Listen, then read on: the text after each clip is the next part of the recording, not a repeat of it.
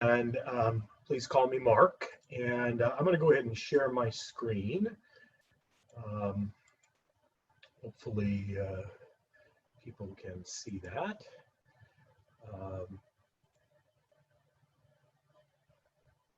Is that visible to folks? Looks good. Okay, so I appreciate everybody joining us, and my thought here is just to sort of share what we're doing in terms of trying to engage students and families as best we can.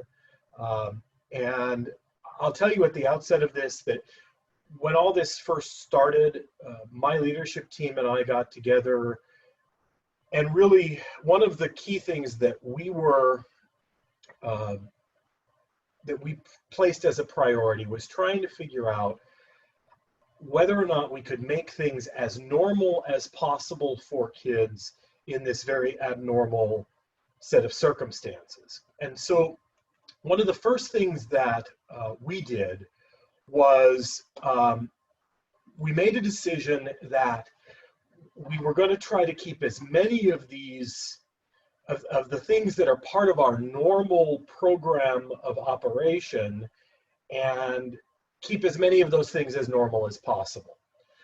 So what I did here is I outlined sort of the 11 things, and I've got a slide on each of these, and I'll talk through them all, but the underpinning of all of this was the idea that we wanted to try to create as much of normalcy as possible for students. So the first and foremost element of that is the idea that we actually are using the exact same bell schedule as we used prior to COVID-19. So students take the exact same classes in the exact same order from the exact same teachers, and it's all being done through Google Classroom and through Zoom. And I realize that, you know, some folks there's all kinds of debates out there right now about, you know, video conferencing platforms and whatnot. We've put in place, I think, some really good protections. We aren't having Zoom bombings and those kinds of things that a lot of folks may have experienced. But part of that was we had to make sure that teachers had a bunch of training and support. Our admin actually goes in and does virtual class observations with the into all of the classrooms, so that we're sure that they're happening and that they're going successfully. And we're providing, it's not a gotcha kind of a thing. It's really a how do we provide support to people that need support. We also have some of our behaviorists, our behavior intervention specialists that are trained in applied behavioral analysis. They go into virtual classrooms to actually provide support to struggling students.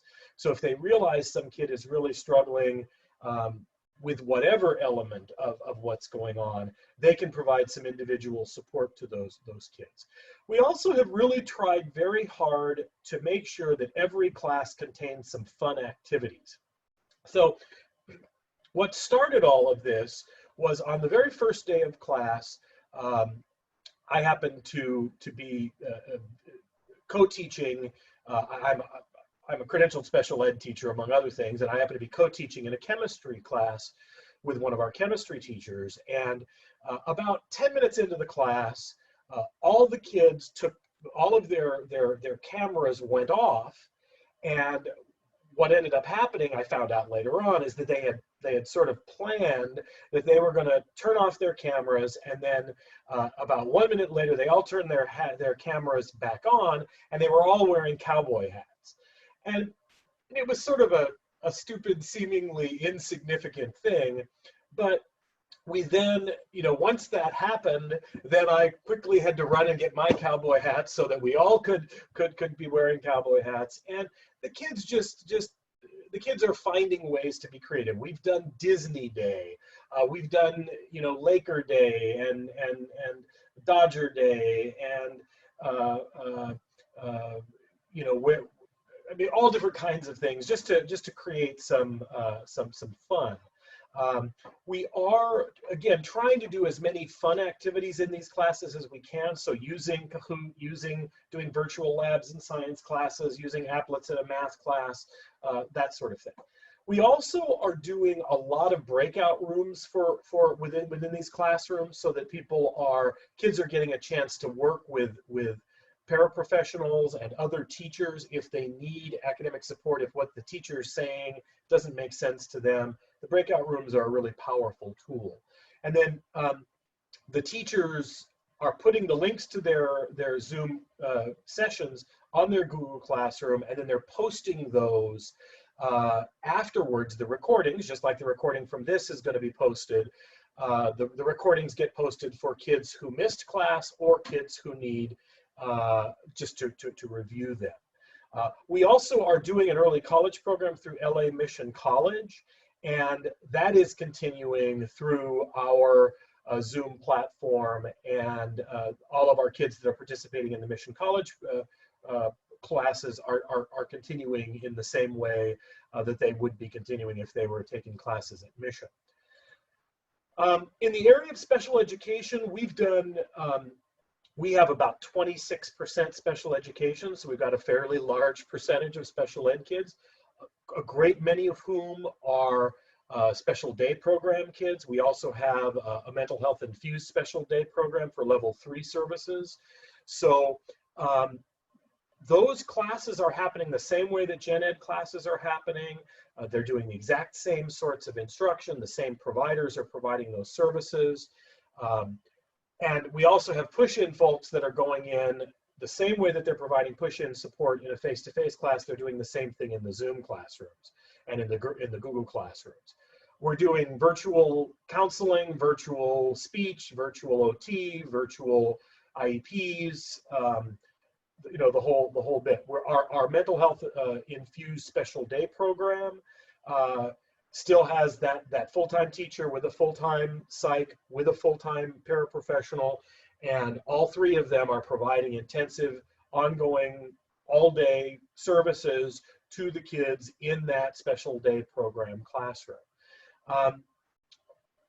Some benefits and challenges that we've discovered with this, some are that we recognize that some kids are actually really doing well in this virtual setting, but there's also some kids who are struggling.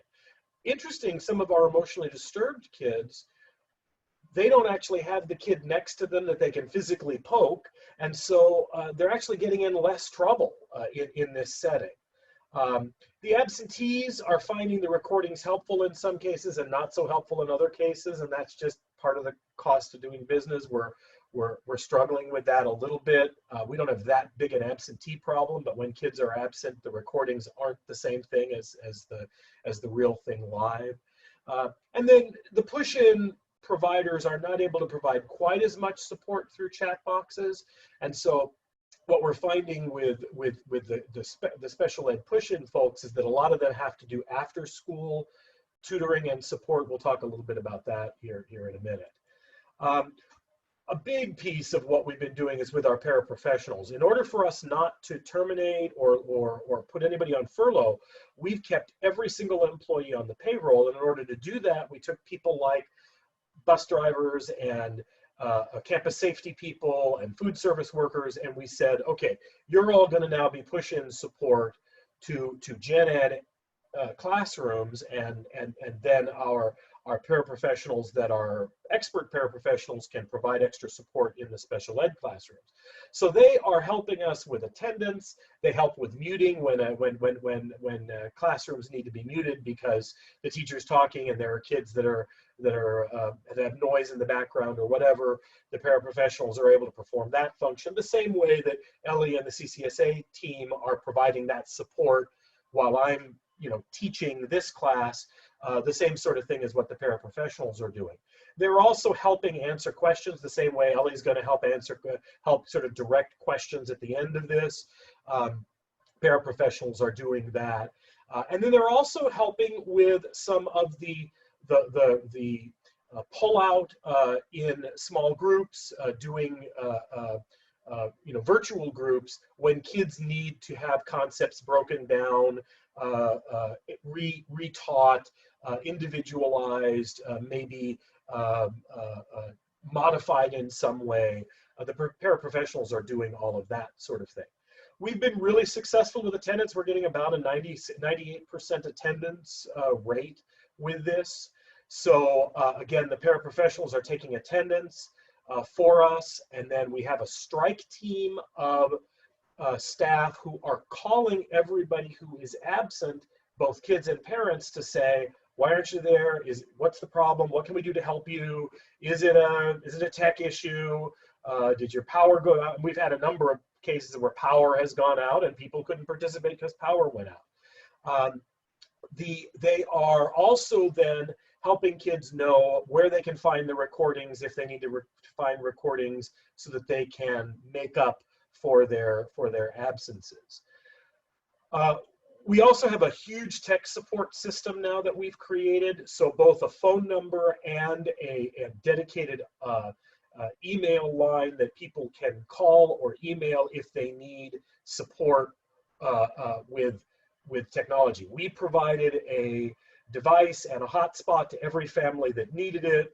And we have this team of both adults and some of our cadet leaders who are techies who are providing support. So at 7:30, between 7:30 and 8 o'clock in the morning, we are getting, let's say, 50 to 80 phone calls or emails. Initially, we were getting 50 to 80 the first few days. Now that number has trickled off, and now we're getting maybe 2 or 3. But that team of people was providing immediate support to anybody that needed it, walking them through how to get into the Google Classroom, how to access the Zoom, how to navigate the chat boxes, whatever. So tech support has been a big piece of this. And then we're also continuing our after-school credit recovery program that we've normally been doing, but we're also doing virtual tutoring. So the 6th grade has a tutoring classroom that's available for 3 hours after school every day for kids to get help with 6th grade content. The 7th grade has their own classroom. The 8th grade has their own classroom. Every high school subject has their own classroom. So if you need help in Spanish, you go to the Spanish classroom after school. There's a tutor that's sitting there for 3 hours that's available to provide you one-on-one or small group support. We also have a very robust counseling program. I have 11 full-time counselors for 700 kids, not 70, 700 kids.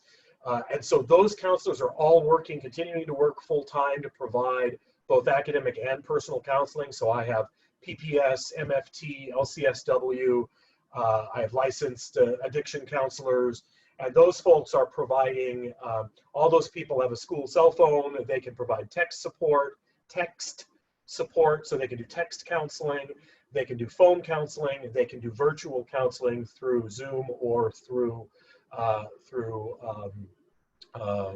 Google Meets.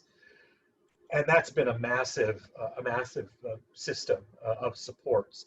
We also have a pretty robust after-school program that normally exists that we've simply continued in the time of COVID-19. So our athletics teams are doing virtual workouts. We have a yoga program that happens every day after school, art and music programs, a book club. We've got some parents that are running cooking and baking classes. We're continuing to run ACT, SAT, AP prep programs. We've got virtual board games happening. We have esports happening. And that's been a really big way to get families involved. It's fun, it's non-threatening, it appeals to a lot of different learning styles and personalities. It took us a little while to get that going, but we now have, anywhere from 30 to 80 people participating in each of these programs after school, and then we run them on Saturday mornings also. We also then took supplies to families that needed them, so we put care packages together and literally delivered it in a contactless delivery, a la, Domino's contactless pizza delivery. We did the same thing with art supplies that people needed them, if people needed them for the after-school art program. We're a military school, so we have what we call a Cadet Activities board, which is basically what other people would call an associated student body. They're doing a weekly Zoom cast. which is sort of the news of the school from the cadet leader or the student leader perspective. They also are running weekly Google Hangouts by grade level just for social opportunities for kids. They've done 2 virtual dances that were not terribly well attended, but the kids that did it seemed to enjoy it. And they also they've run 1 movie night where we paid the $380 to legally offer a movie through the platform, so that people that wanted to participate in it could participate in it from the school. I send a daily newsletter, which via email to all the families, that get posted to our website, that also gets followed up with Instagram posts and tweets, where people are contributing articles about what's going on and what parents and kids and families need to know. I also make sure that LA Unified and LACO and that's our County Office of Education and the Mission College program and others, my governing board, are all getting copies of these daily newsletters so that they're aware of what's going on. And then there are things in it, like we have a monthly mental health self-care calendar that goes in the newsletter, so that people have a different self-care activity they can be doing each day. And then the whole idea of providing parent education and support continues to be important. It is we're providing Zoom meetings for parents. We trained them at how to use Zoom and Google Classroom. We've invited them to participate if they want in the Google Classroom and the Zoom classroom sessions. We continue to offer parenting classes through Zoom. All of this is bilingual, including our parent council meetings. So that's been another way to engage the parent community. So that's my 18-minute sort of summary of things, and I'm happy to answer questions, and I'll stop screen sharing here so that so I'm happy to answer questions that people might have. Great, thanks, Mark. If anyone has a question, they can type it into the Q&A box. I'll just give folks a few minutes if they want to think through questions.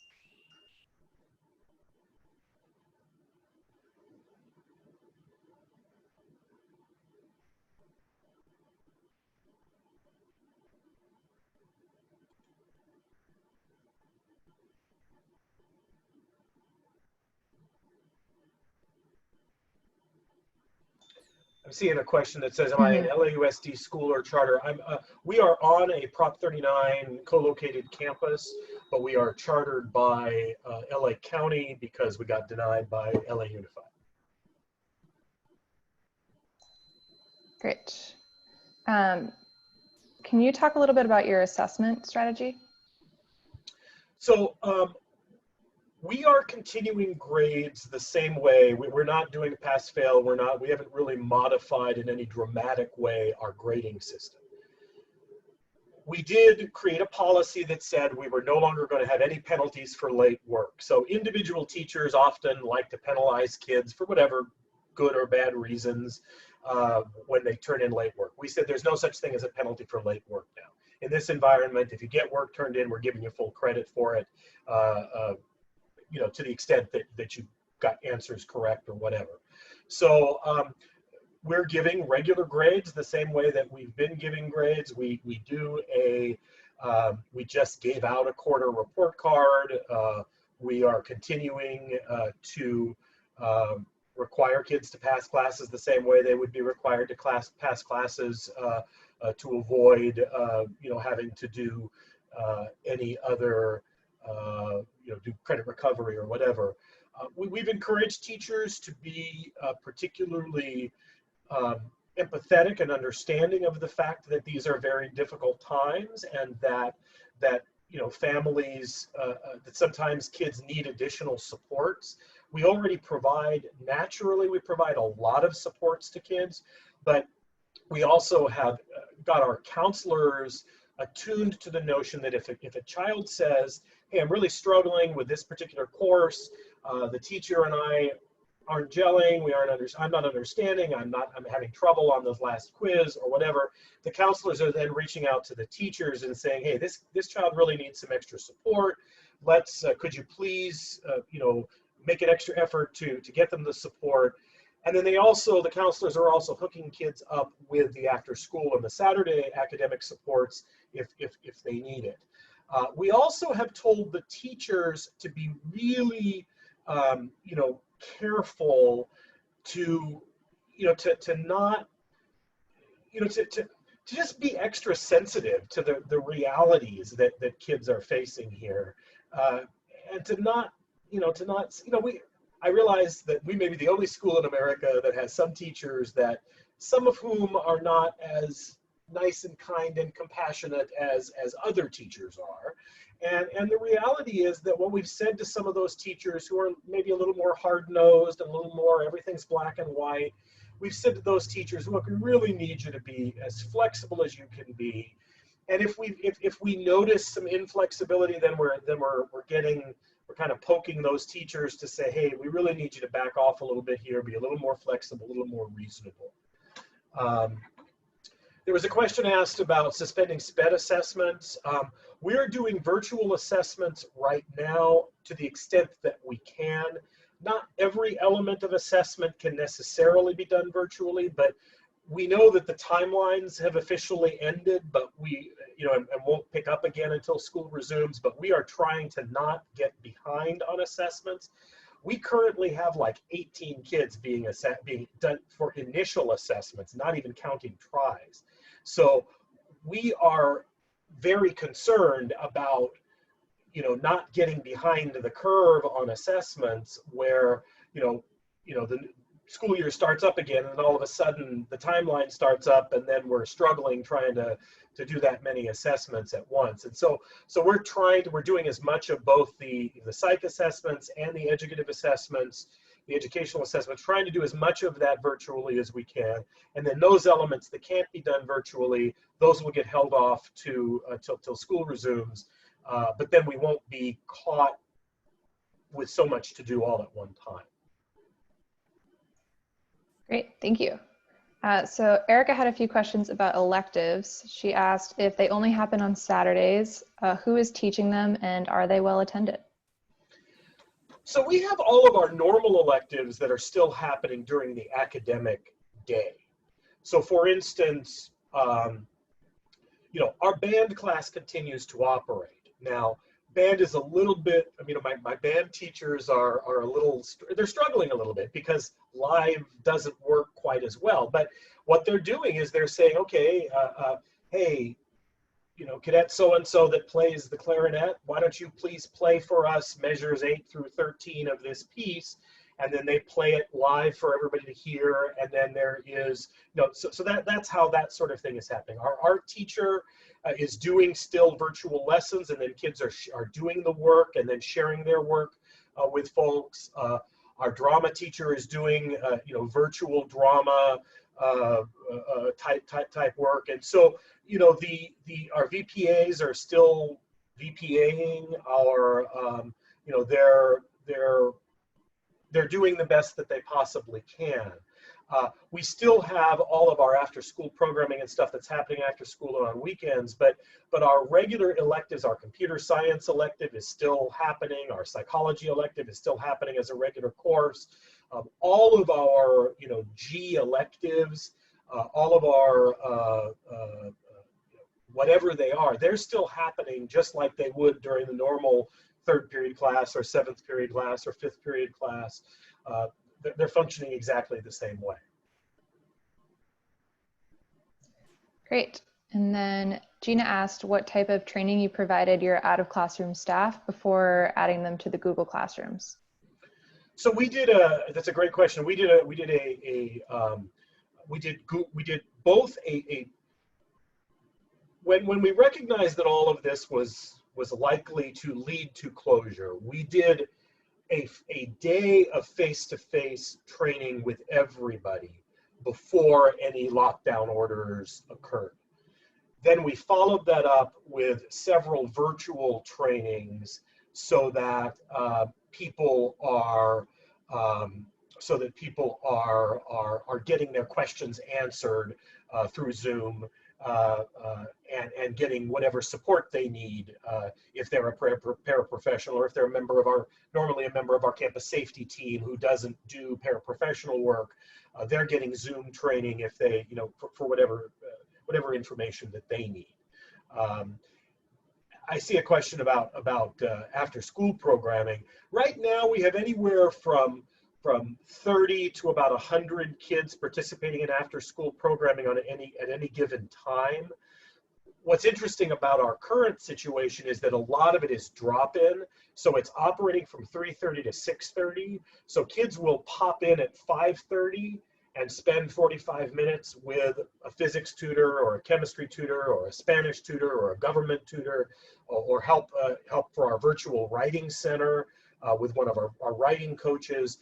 So they're popping in, or they may pop in on a Saturday in the morning for that sort of support. So it varies. We haven't had less than about 30. We've had as many as 100 all at one time in all these different rooms that are happening. And then we have like our virtual gaming club, our esports club, that might have 40 kids in it simultaneously. Great. And did you speak to who's teaching those? I could have missed that. So it's our normal after school staff is continuing to offer those programs, but then we've had some other people that have stepped up and volunteered to provide those services. So we've had some parents, for instance, that have offered the cooking classes. We have one parent who's a nurse, who we're currently offering an emergency medical responder training virtually, with a couple of paramedics that normally work for us, but we've got some nurses that are helping with that sort of thing. So, it's our current staff plus some volunteers from the community and our parent community that have helped. Great. I think we have time for about 1 to 2 more questions.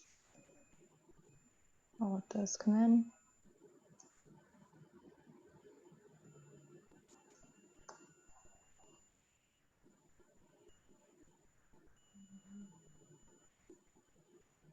All right. Are any of your students having issues with food security, and how are you addressing those issues? We absolutely have a number of families who are struggling, lots of families. We serve 95% free and reduced lunch. We are not currently offering a grab and go service here because of our population. We bus about 2/3 of our student population here, from all over the valley, from Santa Clarita, from Glendale, Burbank, Hollywood, Los Angeles, all over the place. So most families do not live within walking distance or driving distance of the school, and so it did not make sense for us to offer grab and go services here. So what we've done is we've linked them to the CCSA and LA Unified website, which has all of the grab and go locations, and that's how people are getting those services. All of our homeless families and foster youth, and any of our families that have identified that they need help with food, we are actually doing home delivery of food to anybody who needs it. So we partner with a food bank locally, and we will do home delivery. We have folks on our team that will take that food directly to people's homes and do a contactless delivery if families need it. The same thing, not just with food, but if they need school supplies, or they need, crayons for art, or whatever they need, or we've had Chromebooks break, and we've had wireless devices break, and so we've had to replace that sort of thing. So all of that is just done with a contactless delivery. Great. And then Carrie asked, she said, maybe you covered this as I was late, but what does your daily schedule look like? How much time is spent in live classes, and how much homework is being assigned? And then I'll also point out, Carrie, that if you missed the beginning, this is being recorded and you will receive that in your email tomorrow. So Carrie, great question. I did answer it at the beginning, but our kids are in a regular full school day. Period 1 meets at period 1 time, and period 2 meets period 2 time, and so on. We have asked teachers not to give any other homework unless it is, you know, finishing something that they didn't finish in their virtual class. But we've really tried to avoid homework because kids are in 7.5 hours a day worth of virtual classes, plus all the tutoring and whatnot that's available in our after school and Saturday program. You are welcome.